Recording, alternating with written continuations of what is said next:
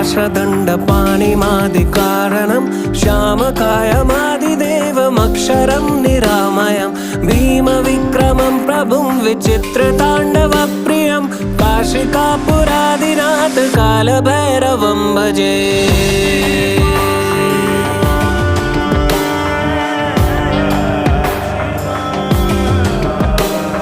भुक्तिमुक्तिदायकं प्रशस्तचारुविग्रहं भक्तवत्सलं स्थितं समस्तलोकविग्रहं विनिध्वनन्मनोज्ञ हेमकिङ्किनीलसत्कटिं